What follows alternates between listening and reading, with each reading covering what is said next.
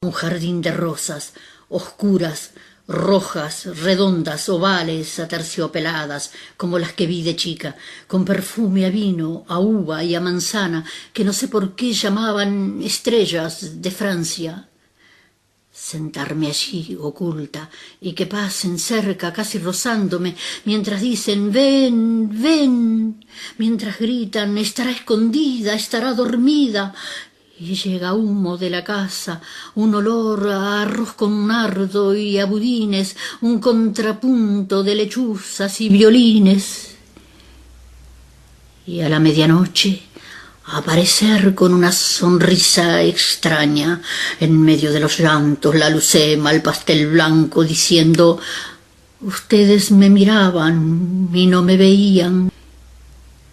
Estaban escuchando la voz impresionante de esta mujer, Marosa Di Giorgio, que parece, las poesías de ella siempre parecen que tienen colores, ¿no? Parece que en un momento se ponen todas rojas, después se ponen blancas, después van como volando, en fin, tiene algo muy, muy sensorial, muy visual, que realmente tiene que ver con esa especie de vuelo en torno a la infancia, a esas chakras que vuelve una y otra vez. Ella dice en un momento, dice en un poema que tengo, pero en realidad es constante, dice: recuerdo la terrible infancia, Iris, Nidia y yo inmóviles bajo el débil sol, o entrando y saliendo de las casas por años, los árboles espectrales bajo los cuales había piedras con vida, negras, blancas, grises, rayadas, de lomo curvo, les pasábamos la mano o tocándolas con un tallo hasta sentir el estremecimiento. Abrían un ojo desfalleciente, lánguido, potente, solo por un segundo. Y desde las casas nos llamaban, la lista infinita de mandamientos y de llamados.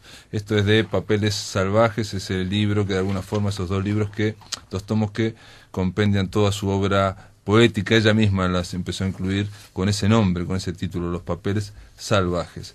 Quiero decirles, amigos, que tenemos ahí a Nano Prillac en controles de emisión. No, Prillac, y lo tenemos también al flaco Germán en la puesta a punto, está conversando ahí, haciendo el contacto con Argentina. Quiero decirles también que hemos recibido, este programa recibe poesía, porque se sigue produciendo poesía en raudales. Maca Wojciechowski la sigue produciendo. Nos envía una especie de gacetilla de poema sí, complejo, Gustavo Wojciechowski, que se llama En Breve. Después tiene 3 libros editados por Yaugurú: En el hilo del naufragio, de Mariana Rubio; Terral, de Felipe García Quintero, es un poeta boliviano que edita aquí en Buenos Aires, aquí en Montevideo, con un Yaugurú; y Juglar en Flor, María Constanza Farfala, alguien que conocemos también de otros menesteres. Ella estuvo en el concurso, te cuento que el concurso de minicuentos por SMS que organizamos aquí desde la máquina de pensar. Pero para hablar de Marosa Di Giorgio, para pedir de alguna forma ver que Marosa no solamente es mirada como poeta desde el punto de vista de Uruguay, hablamos con Salto, estuvimos hablando con otros, ayer estuvimos hablando, ya no me acuerdo ni con quién estuvimos hablando ayer, con Luis Bravo, casi nada, con el poeta y crítico Luis Bravo. Le vamos a dar la bienvenida al profesor José Amícola. ¿Cómo estás, José? Hola, ¿qué tal? José Amícola es profesor titular del Departamento de Letras de la Facultad de Humanidades y Ciencias de la Educación de la Universidad Nacional de La Plata, y en el libro, este último libro de Eber Benítez Pesolano, que de alguna forma estamos hablando de Marosa porque hay un nuevo libro en torno a Marosa, bueno, la bibliografía completa está un artículo tuyo que hiciste en el 2006. Me estoy ocupando de Marosa desde hace algunos años. Y pregunto, digo, quizás esta pregunta es como mero lector, no como especialista, no como crítico, no como alguien que es un profesional de la literatura. ¿Qué fue lo que te atrajo de ella? Bueno, en el 2004 te tengo que contar un poquito cómo la descubrí. Dale. En el 2004 había un congreso en Montevideo, y al final del congreso algunos poetas argentinos y uruguayos leían sus versos. Yo no sabía nada de Marosa, y apareció ella entre otros poetas, y como una señora realmente de su casa, no tenía ninguna apariencia mística ni especial, y bueno, empezó a tomar la palabra y dejó chicos a todos los otros poetas que en ese momento quedaron en la oscuridad. Se empieza como a generar un silencio cuando hablaba ella, ¿no? Cuando empezaba a leer, ¿no? Sí, porque además era una figura extraña, ¿no? Y con una voz muy melodiosa y una manera muy especial de decir, como sabés, ¿no? Tan diferente de los otros. Y a partir de ese momento me vino un entusiasmo furibundo, y cuando volví a La Plata, bueno, la puse en los programas, hace varios años que la tengo en los programas de introducción a la literatura junto con otros autores modernos, ¿no? Y entonces sí empecé a escribir, y tengo que decirte que en la Academia Argentina ya ha llamado mucho la atención, porque, bueno, en primera instancia que es una poesía que está como servida en bandeja para un análisis literario, porque es muy oscura justamente, ¿no? Es decir, no hay mucha metáfora, muchos juegos, y también atrae mucho el asunto de que sea en prosa lo que ella está haciendo, y al fin y al cabo uno tenga que decir, no, esto no es un relato cabal, sino algo poético. Es algo que, digamos, se puede discutir, porque el tema de la prosa poética es precisamente algo, de alguna forma, bastante reciente en la historia de la literatura, siglo XIX, Claro, al menos para aquí. pero... Y por otro lado, sus poemas siempre, como lo que escuchamos ahora, ella, siempre están contando algo, siempre, pero no es una narración en estilo... No, pero mi tesis es que lo que cuenta siempre está intervenido y boicoteado al mismo tiempo por otra tensión alógica que hace interrumpir lo contado, ¿no? Digamos, siempre se dispara para otros lados, entonces no termina siendo nunca un cuento con un principio, medio y fin. No, siempre son como, muchas veces microfábulas, pero que con un final muy abierto, o que no finaliza. Entonces lo que interesa es esa metáfora y ese juego del lenguaje. Y yo creo que la prueba más cabal es cuando uno la oía a ella decirlos, porque no los dice como un cuento, justamente con una postura poética muy personal. Ella obviamente decía una y otra vez que era poeta, ¿no? Poeta. Ella se presentaba como poeta. Y incluso hay un periodista, ahora no sé si lo tengo acá entre estos papeles, que le pregunta de esto de prosa poética, precisamente, ¿por qué decís? Y ella dice, ¿por qué me preguntás eso? Lo estoy diciendo de memoria, ¿eh? Dice, ¿por qué me preguntás eso? Dice, toda buena novela es como un poema. Claro, bueno, mezclando las cartas. Pero de cualquier manera, para nosotros los profesores es muy interesante esto, porque abre perspectivas muy nuevas, ¿no? Yo lo comparaba un poquito con Alejandra Pizarnik, que también tiene cosas en prosa muy jugosas, y que también se presentaba siempre como poeta. Bueno, pero Alejandra me parece que es hermetismo, digo, es como que está, ¿no? Parece bien poético. En el caso de Marosa, yo estoy de acuerdo en que ayer lo estaba comentando con este crítico, de una percepción como lector, ¿no? De estar asistiendo a una narración o algo que te están contando, pero del cual vos sabés que te están ocultando la mayor parte de eso. Claro, entonces, y hay acentos, bueno, una sexualidad desorbitada, una pansexualidad desorbitada, entonces hay tantos elementos oscuros y repetitivos, ¿no? Mira, yo ya no lo dije, pero después me quedé pensando, si uno mira el cuadro, los 3 cuadros estos que son en realidad es un retablo de El Bosco, el Jardín de las Delicias, ¿no? Que hay una serie de miniaturas, ¿no? Uno puede estar horas mirándolo, ¿no? Bueno, es como si alguien te mostrara solamente 2 figuritas, vos sabés que está pasando algo, pero intuís que hay algo muchísimo más grande, una lógica mucho más grande que se te escapa. Claro. Bueno, hubo un espectáculo que duró muchísimo tiempo aquí de una actriz argentina que se llama Ivana Maya o algo así, y tituló el espectáculo Rosa Brillando, y con textos de ella, pero todo el tiempo lo hace comiendo frutas exóticas que le caen por la boca y le chorrean y qué sé yo cuánto. Entonces ahí hay un juego muy interesante de la carnalidad de la fruta transformada en algo muy sexual, ¿no? En el acto del recitado. Y también te pregunto, José, este hecho quizás, te lo pregunto como especialista, ¿no? Sí.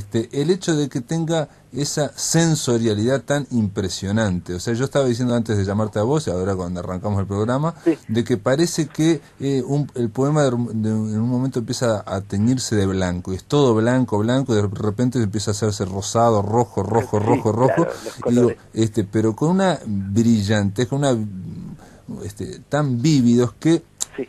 pienso, te pregunto, esta es la pregunta, el hecho de recurrir constantemente a la imagen, ya sea acústica, visual, sonora, ¿no es también algo muy poético? Sí, y yo diría eso va acompañado de la, que vos también indicás, de la repetición, porque, Claro. por ejemplo, las flores, ¿no? La repetición de flores. Entonces, eso no tiene nada que ver con un relato lógico, digamos. Ella inunda de flores todo, en nombres, y las flores se transforman. Entonces, las flores son genitalidades, tienen que ver con los genitales femeninos, por ejemplo, como los hongos tienen que ver con los genitales masculinos, ¿no? Entonces, todo está plagado de eso, que es un universo propio, un universo que ella se crea en la pradera de Salto, ¿no? Sí, el tema de las chakras. Ella dice en un momento, esto ya se lo leía a un especialista también el lunes, pero dice esta frase que a mí me llamó la atención en una entrevista, dice, nunca me propuse ser escritora, Ajá. me di cuenta de que lo era. No se trata de un trabajo, ni siquiera de un aprendizaje. Ajá. Cuando a los 20 años miré mi niñez, apareció eso, fulgurante, extraordinario, inagotable. Se desplegó de una manera infinita que yo nunca pude detener. Soy y seré siempre la misma niña a la sombra de los durazneros de mi padre. Sí, hay como una médula ahí que incambiable, ¿no? Por eso hay mucha mirada infantil, al mismo tiempo perversa, y mezclada con los cuentos de hadas. Digo, la mirada, como bien decís vos, es infantil, pero hay una tensión, porque a veces uno lo lee y dice, esto parece una mirada infantil, pero está escrito como un adulto, está escrito como una gran escritora. O sea, una niña no iba a escribir a ese nivel de refinamiento, ¿no? Pero sin embargo parece que... sobrepuestas. Claro, exacto. Sin embargo, estamos mirando, es una mujer que recuerda como una niña, recuerda su niñez, pero escribe como una gran poeta, ¿no? Claro, y además tiene que ver con la pubertad, es la niñez ya saliendo de la niñez, ¿no? Digamos, una cosa que yo señalaba y señalo en las clases son los humores femeninos, ¿no? Porque todo ahí se licúa y constantemente hay zumos y jugos que salen del cuerpo de una manera que vital y sin desdeñar, por ejemplo, hasta la menstruación, ¿no? Para ella la menstruación es aclamada como una cosa gozosa, porque tiene que ver con manifestaciones del cuerpo, ¿no? Entonces, cuando las vecinas dicen está en flor, en uno de los versos, bueno, está la voz, que es como un coro griego al fondo, pero por otra parte está el descubrimiento de esa potencialidad del cuerpo de ella misma, que recibe siempre con júbilo, cosa que es una gran novedad, porque no hay otra mujer que celebre la menstruación. Claro. Y aparte el tema de una cuestión de la naturaleza, ¿no? O sea, como que el cuerpo también es parte de la naturaleza, pero muy primitiva, ¿no? Claro, pero una naturaleza que tiene que ver mucho con el campo uruguayo, además, ¿no? Ah, sí, con las chacras de Salto. Uno no se la puede imaginar urbana, ni metropolitana. Uno me imagina chacras y esos, la pequeña aldea y los vecinos, el pueblo, los puebleros, todo eso como también un poquito anacrónico, ¿no? Sí, porque es la mirada a la infancia. Es como siempre se dice que la niñez es la patria del escritor. En este caso, en ella es el continente, es todo. Ella se va a desarrollar toda su literatura, toda su poesía en ese recuerdo constante, en ese cuento constante de la infancia. Claro, pero que pueden ser los años 40, 50. Sí, en realidad no se sabe bien, ¿no? Es como pero evidentemente ahí son coches tirados por caballos. Claro, hay como una cosa detenida en el tiempo. Sin también. duda, sí, mítica, sí. Sí.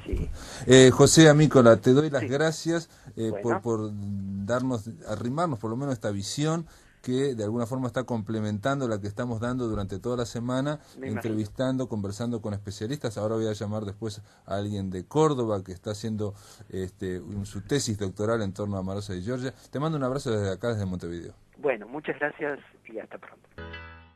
Para cazar insectos y aderezarlos, mi abuela era especial. Les mantenía la vida por mayor deleite y mayor asombro de los clientes o convidados. A la noche íbamos a las mesitas del jardín con platitos y saleros. En torno estaban los rosales, las rosas únicas, inmóviles y nevadas. Se oía el rum rum de los insectos debidamente atados y mareados. Los clientes llegaban como escondiéndose. Algunos pedían luciérnagas, que era lo más caro, aquellas luces. Otros mariposas gruesas, color crema, con una hoja de menta y un minúsculo caracolillo. Y recuerdo cuando servimos a aquella gran mariposa negra que parecía de terciopelo, que parecía una mujer. Marosa di Giorgio nos da la bienvenida para poder darle la bienvenida a su vez a Adriana Canseco. Ella es licenciada y profesora en Letras Modernas en la Facultad de Filosofía y Humanidades de la Universidad Nacional de Córdoba, o sea que ella está en Córdoba. ¿Cómo andás, Adriana? Hola, ¿qué tal, Pablo? Buenas noches. Buenas noches. Adriana Canseco, aparte de ser profesora licenciada en Letras, está haciendo una tesis sobre la obra de esta poeta que acabamos de oír. ¿Qué te parece, Marosa? Bueno, me encanta. La descubrí aproximadamente cuando empecé mi tesis, hace unos 5 o 6 años. ¿Cómo la descubriste? Bueno, en general la poesía uruguaya circula muy bien en Argentina y los libros estaban disponibles, había nuevas ediciones de Adriana Hidalgo acá en Argentina. Y bueno, llegó a mis manos la edición en 2 tomos de Los Papeles Salvajes y bueno, quedé fascinada. Y también por un regalo que recibí un día de un cumpleaños de Misales, era justamente uno de sus libros de relatos eróticos. Y bueno, me sorprendió, se los pasé a mis hermanas que los leyeron, un poco extrañadas, porque bueno, tiene una prosa muy particular, un ritmo muy diferente y bueno, y eso me llevó a comprar otro libro donde la escuché a ella, uno de estos, escuché este disco que salió publicado, bueno, estos poemas que estamos escuchando al aire.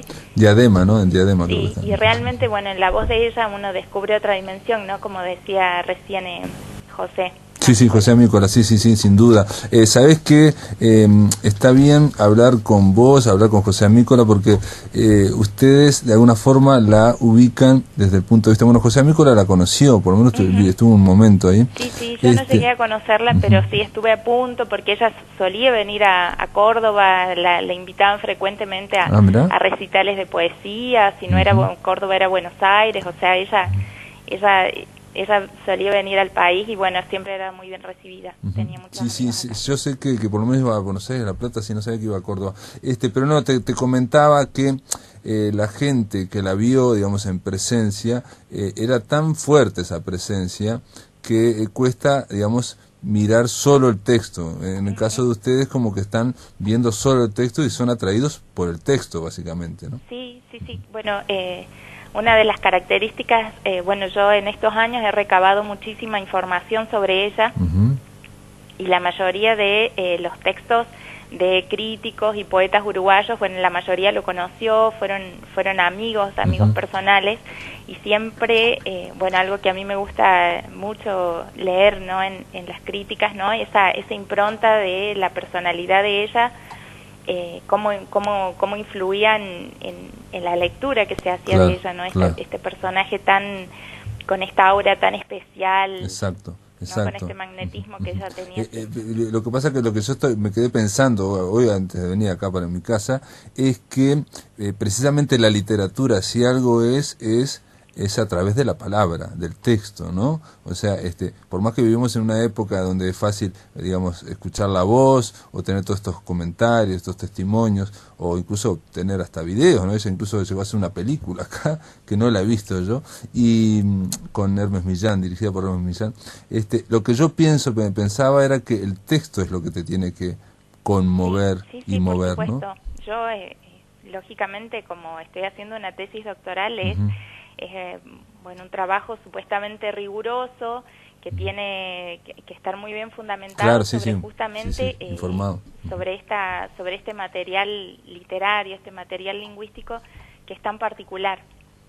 Pero quizás lo que yo te quería decir es que tenés una oportunidad o una cualidad, el hecho de no haberla conocido porque no estás tan magnetizada, es más fácil ubicar solo el texto y no la presencia, reitero, que la presencia era muy, muy fuerte y sobre todo cuando uno la escuchaba leer, básicamente, ahí pasaba por encima todo, ¿no? Sí, yo creo que, bueno, sigue ejerciendo un magnetismo especial a través de sus poemas, de las grabaciones que todavía podemos escuchar de ella, pero por supuesto que su obra es amplísima y eso lo que ha llegado, lo que se conserva es apenas una parte de toda esa intensidad y de todo ese fulgor que ella esparcía cuando aparecía en escena, ¿no? Que también, digo, conmovía o movilizaba en el sentido de, bueno, ahora estamos hablando solo de la persona, casi no del texto, pero en el sentido de que era alguien con una presencia muy diferente, ¿no? Muy distinta. Entonces,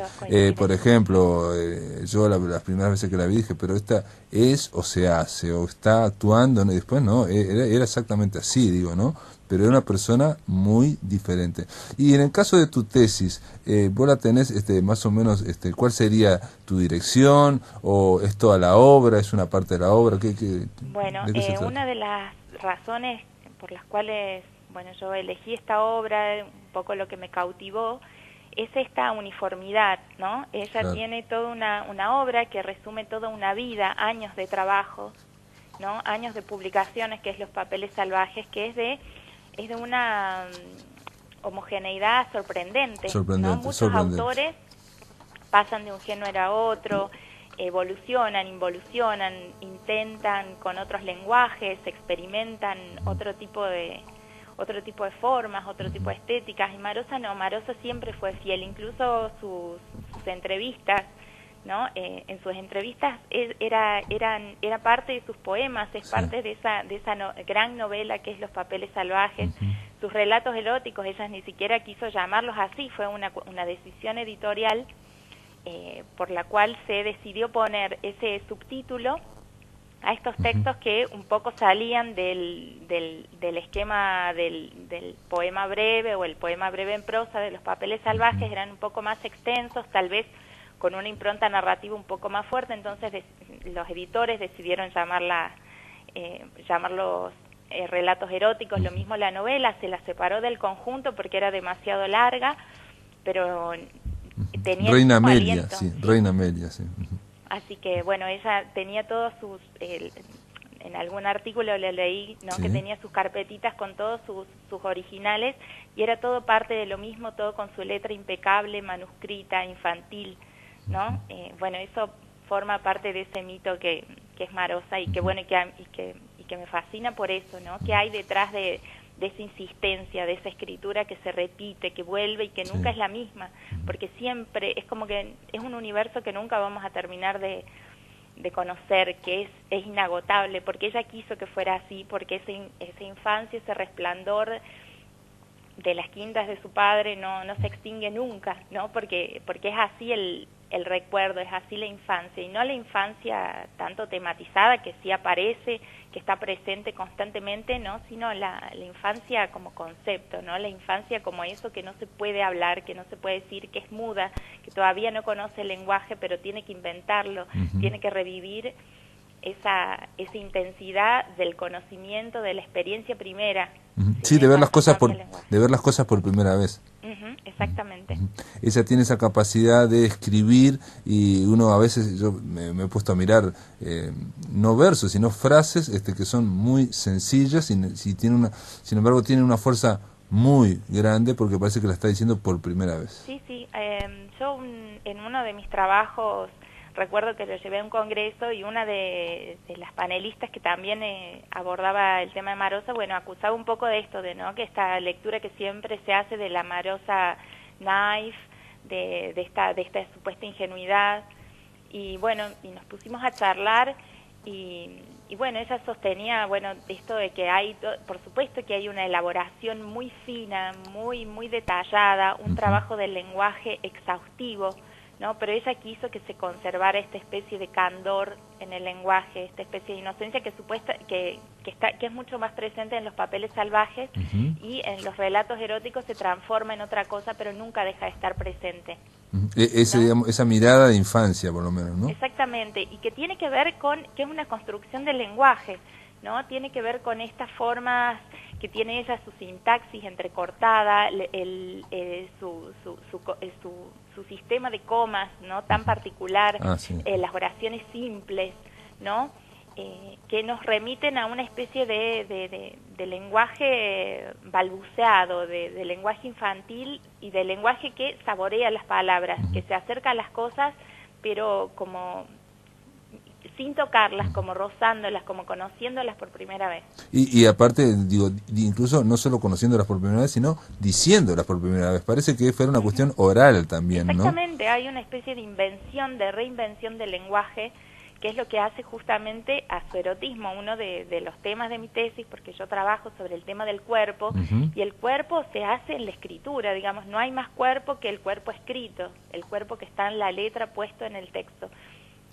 Y bueno, y el erotismo parte de eso, de esa incapacidad del lenguaje de abarcar todas las sensaciones y todas las experiencias que tratan de escribirse, pero nunca pueden estar acabadamente en el poema. Siempre hay un rodeo, siempre hay un vacío, y siempre hay una palabra que debe inventarse de nuevo para explicar eso que no tiene explicación. Sí, la idea, yo lo conversaba con José Amícola también, ¿no? De que estamos asistiendo a una especie nos está contando algo, pero siempre queda afuera la mayor parte, o la parte más importante, ¿no? Sí, hay como una intensidad demasiado grande, ¿no? Una especie de fulgor que nos ciega, pero sabemos que está ahí, que no lo podemos asir completamente. Marosa juega con mucha inteligencia. Ayer la escuchaba a Nidia, ¿no? Y que decía que sí, que todo lo que escribe Marosa es como lo repetía ella en sus entrevistas, ¿no? Y esta insistencia siempre de los entrevistadores de sacarle información, bueno, ¿cuáles son tus influencias? ¿Qué es lo que está acá? Tratando de buscar una explicación, porque yo creo que todo lector, instintivamente, todos buscamos una explicación en el lenguaje, en la literatura, ¿no? Y bueno, esto que está ahí, que se repite, que se busca, y que no es más que lo real transfigurado por este uso extraordinario del lenguaje, por esta concepción del poema que tenía ella, que trasciende todo, trasciende los géneros, por supuesto. Te escuchaba recién cuando hablabas con José Amícola, ¿no? Esta imposibilidad y esta indeterminación de los géneros, que también tiene que ver con este lenguaje a medias de la infancia que no termina de hacerse, con esta imposibilidad de decir el cuerpo, que se convierte en erotismo, ¿no? Todo está relacionado. La elección que ella hace del poema en prosa, o de esta forma semi-narrativa, ¿no? del poema, me parece que tiene que ver todo con lo mismo. Es un conjunto enteramente coherente. Muchas veces son impresiones, y muchas veces son, como es una mirada infantil, la narradora o la protagonista de repente se asusta rápidamente. Y el susto no se sabe dónde viene el miedo, ¿no? O sea, es como pasa como los niños, ¿no? O sea, o por un lado hay una gran atracción y por otro lado aparece el miedo, y todo rápidamente, y después ocurren transformaciones que no lo dijimos con José Amícola, pero hay un detalle, que el tema de, por ejemplo, el huevo está constantemente, es casi... Sí, el germen, germen.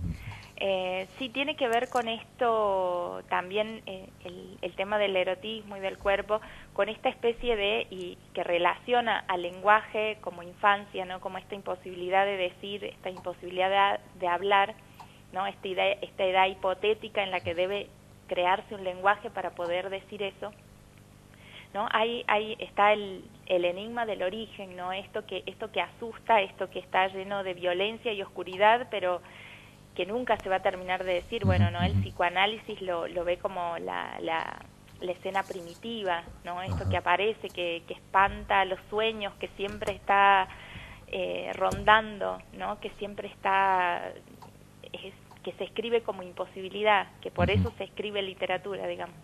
¿Qué sería la escena primigenia? ¿Cuál? La del acto sexual. Exactamente, de los la padres. escena de la concepción, ¿no? Es lo que nunca vamos a ver, a la que nunca vamos a asistir y que siempre está ahí como silencio, como vacancia, como un espacio vacío donde puede crecer esto que es el poema, y que Marosa lo convirtió en un universo completo. Yo creo que todos los poetas tienen algo, ¿no? O elaboran de alguna forma este mito fundacional de su singularidad. Marosa tiene la virtud de haberlo convertido en una, bueno, en toda una mitología, ¿no? No, y nada, para terminar, Adriana, está muy clarita todo lo que está diciendo, está muy claro, muy claro.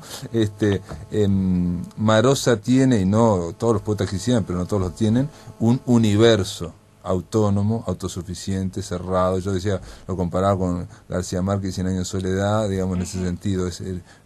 Son como unas máquinas, no sé si de narrar o de sensoriales, que realmente parece que es algo que ya está terminado, ¿no? Sí, sí, hay algo en Marosa, hay algo de maquinaria y hay algo de instinto, hay algo de pura sensibilidad y hay algo de extrema inteligencia. Yo creo que eso es lo que seduce a tantos críticos últimamente, que hay una Marosa para todos, hay una Marosa que leen la gente que trabaja género, la gente que trabaja narrativa también se fascina, ¿no? Hay una impronta filosófica muy fuerte. Bueno, hay todo un repertorio de lecturas que uno puede hacer, de recorridos. Esotéricas, míticas. Sí, tal cual, sí, desde bueno, la simbología, desde La Rosa Mística fue su último libro, en fin. Adriana, te doy las gracias, muchísimas gracias acá desde Montevideo, de La Máquina de Pensar, por acercarnos esta mirada tuya que, la verdad, de alguna forma va cerrando este cuadro que estamos pintando entre todos, digamos, ¿no? Te intentamos. Bueno, Pablo, ¿no? muchísimas gracias por haberme invitado y bueno, un placer estar con ustedes y charlar de Marosa, que es lo que más me gusta. Una mujer que se recuerda como niña, dice acá este libro de Eber Benítez Pesolano, que vamos a hablar mañana. Te mando un abrazo grande. Bueno, una gracias. No sé. ¿Hola? Hola, Andrés. Sí, ¿me escuchas? Sí. ¿Cómo Ahora estás? Sí. Bien, ¿cómo andan ustedes? Bien, Andrés Caraberta, te estamos llamando no como crítico de cine, no como psicólogo, no como sexólogo, te estamos llamando como dramaturgo, no como, bueno, como escritor, sí, como director, por El peor día de Freud.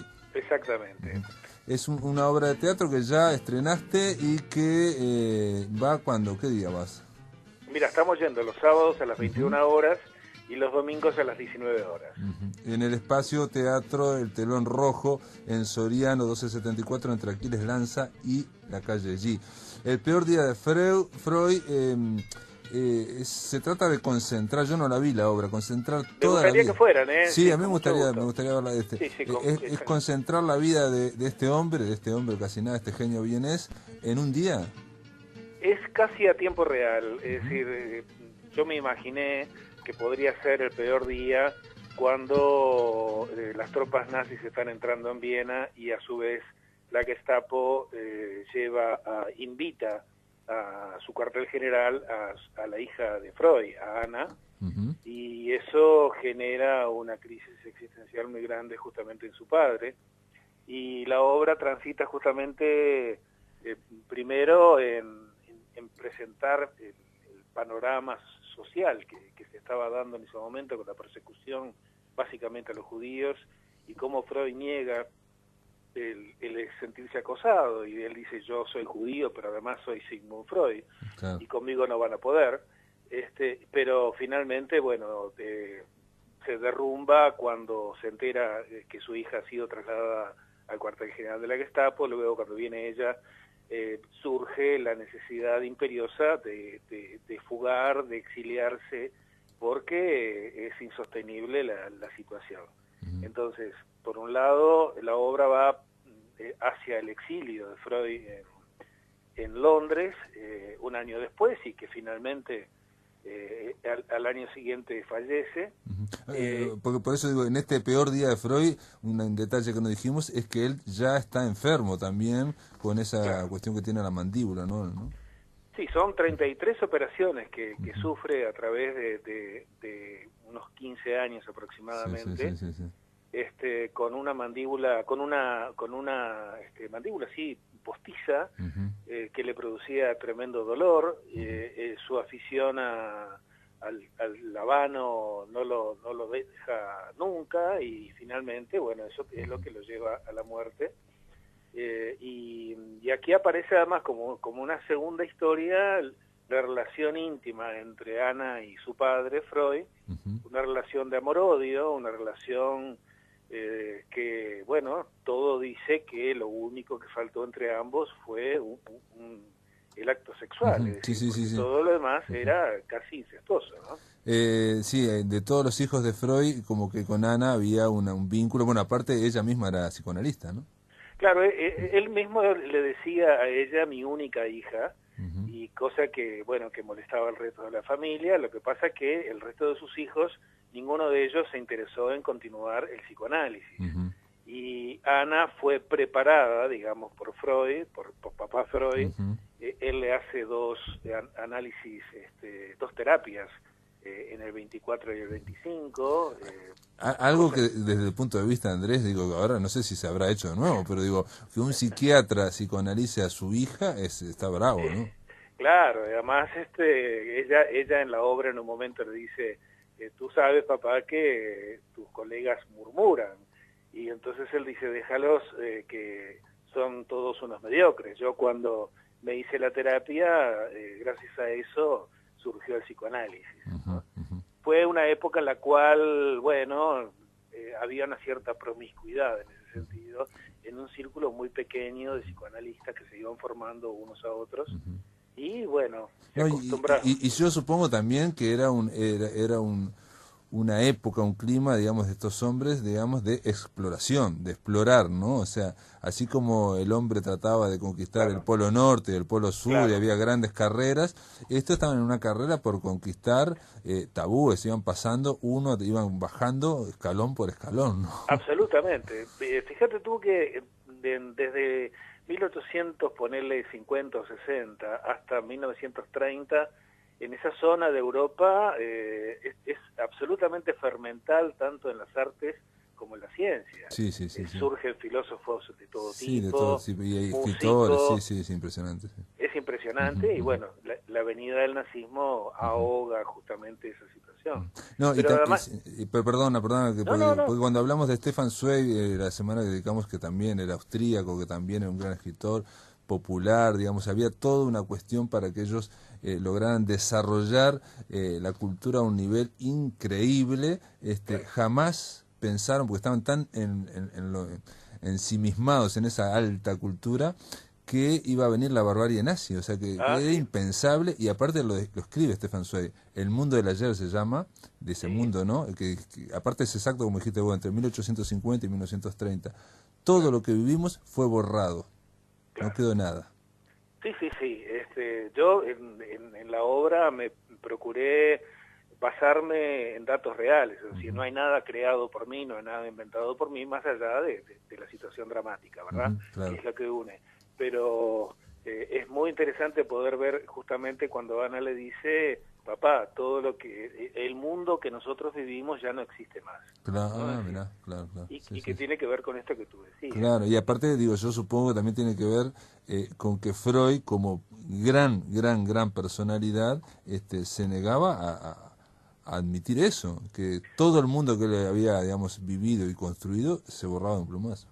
Sí, Freud fue un hombre muy conflictivo, un hombre fantástico en cuanto a sus ideas. Fíjate tú que en una época victoriana genera todo un escándalo a raíz de todas sus concepciones sobre la sexualidad. Pero en su vida privada era un gran conservador. O sea, era muy opuesto a todo lo que él proponía como ideas en sus conferencias y en sus libros. Y esto queda registrado justamente en la obra, cuando, por ejemplo, a las hijas no las mandan al liceo, porque las niñas, las mujeres, tienen que cuidar de sus hombres, casadas. Claro, ¿no? claro, sí. Bueno, incluso creo que en la familia, digo, él hablaba de tú con su hija, pero el resto, a la mujer y todo esto eran casi empleados, ¿no? En ese sentido. Sí, yo he descubierto datos que realmente son asombrosos. Por ejemplo, en algún momento él le decía a sus hijos que habían nacido de un repollo. Entonces, fíjate vos qué contradicción, claro, con un hombre que plantea una liberación sexual. Claro. Bueno, Roberto Alidi es el Sigmund Freud, el que es impresionante. Interpreta a Sigmund Freud, y Ángeles Vázquez a Ana Freud. Con Roberto se sacan fotos los espectadores cuando termina la obra, porque realmente hay una mimetización con el personaje, una caracterización notable, ¿no? Es decir, y Ángeles Vázquez como Ana está formidable, y los dos además dan con el físico, el fit rol, y bueno, yo me siento realmente muy halagado con la respuesta del público.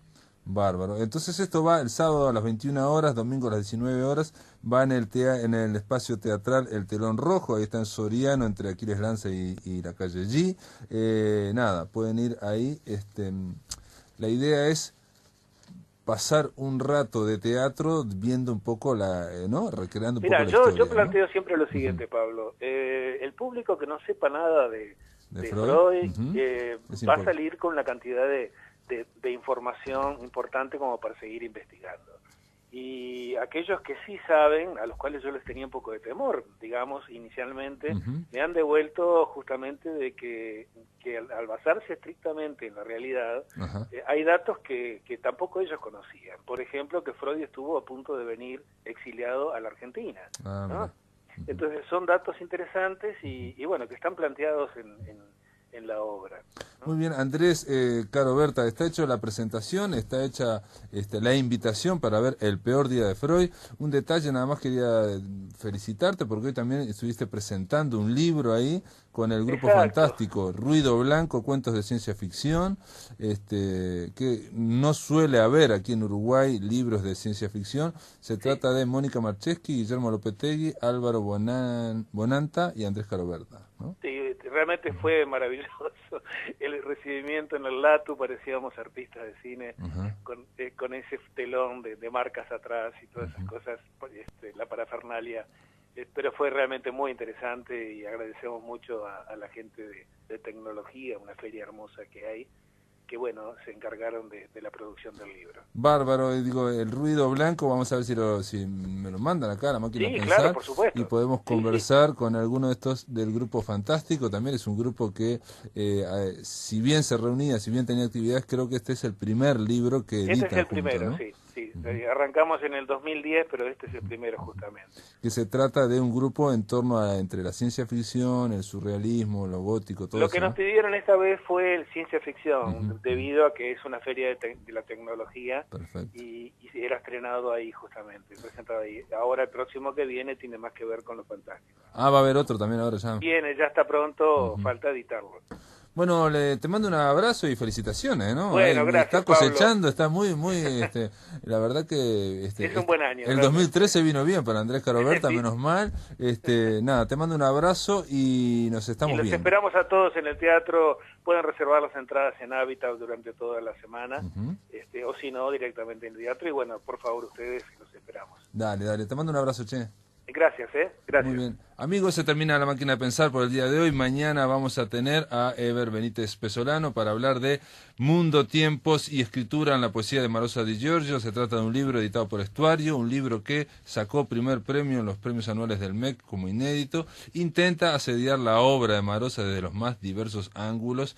Es un libro muy técnico, pero que vale la pena conversar sobre él, porque creo yo que enmarca bastante bien lo que es el misterio de Marosa Di Giorgio. Mañana vamos a tener a Eber Benítez Pesolano aquí en la máquina de pensar.